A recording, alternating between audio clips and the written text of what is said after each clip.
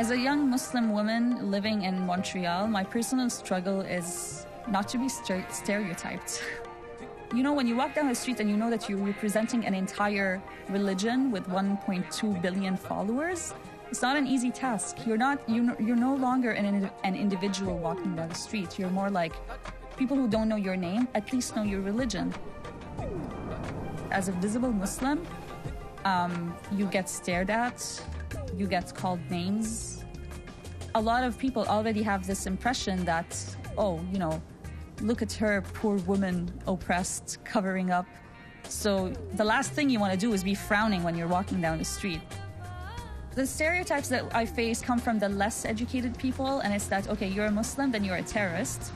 And the other one is the one that you get mainly from open-minded, you know, feminists who think that you're so sad to be wearing what you're wearing and that, you know, you're in the 21st century or you can go back to your country, wear this, but in Quebec you don't have to wear it. And you're basically stripping that person of their identity. And hijab is my identity.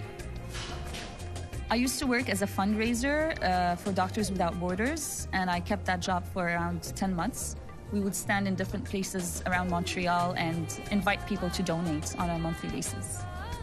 People usually are busy when you're trying to fundraise and don't stop to you. But what shocked me the most, and which was very unexpected, was the amount of discrimination that I encountered. And I'm talking about 40 insults, verbal insults, directed towards me. I would translate them into things like, I'll talk to you when you remove your veil, you woman. I don't talk to Muslims. Islam is terrorism. Go back to your home. Fingers were also pointed at me.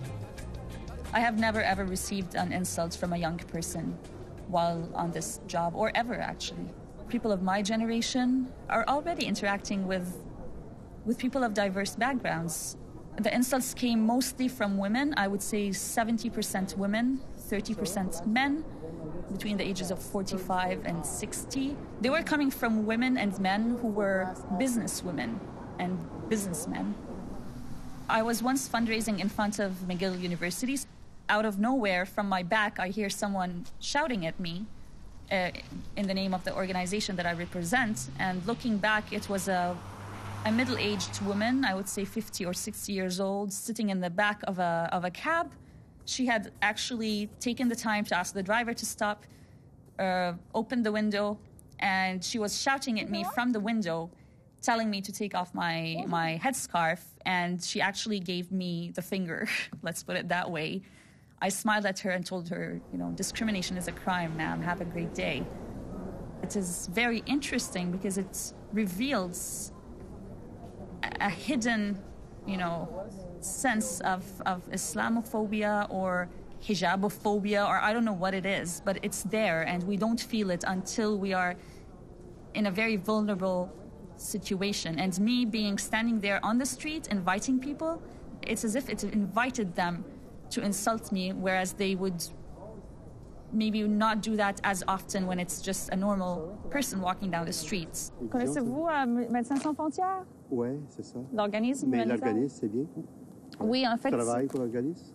Oui, moi je travaille pour. Not all interactions are negative, definitely. I've had a lot of people who would not even, you know, ask me about what I'm wearing, and they would be super friendly and normal. I had actually a few old people come up to me and in French tell me that, you know, I love your scarf, or I think what you're wearing is beautiful, or I think diversity in Quebec is important. And these are a few cases that would light up my day. One example is I was fundraising in front of a hospital in Montreal, and a lady who I tried to stop was too much in a rush, but she looked at me and smiled and said, I really can't stop, but please pray for me today in your Friday prayers. So I thought it was very nice of her to remember that it's Friday and that we do the Friday prayers, and it's just made my day. It's basically a bunch of doctors and nurses who go all over the world. I started wearing hijab as a personal choice, and I didn't have to ask anyone about it or seek anyone's approval of it.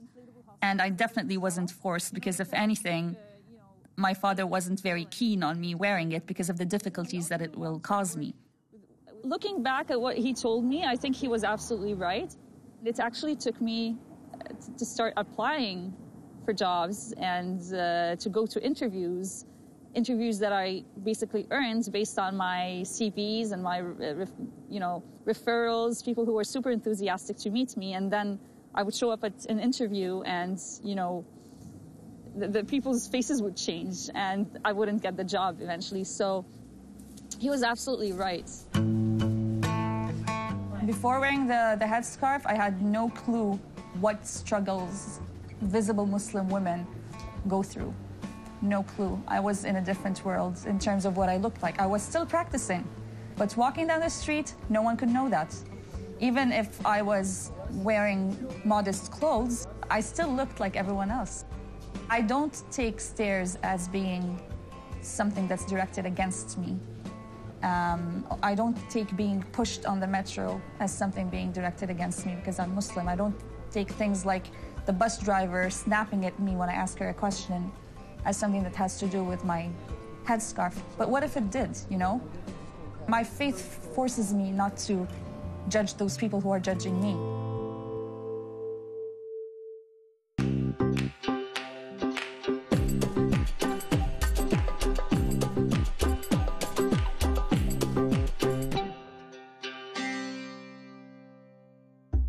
"9/11 is when the Twin Towers collapsed by people who hijacked my religion and made a lot of people think that Islam means violence.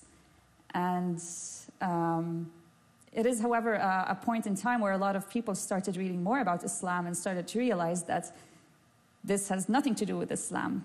So 9/11 is very bad because of the destruction that it caused.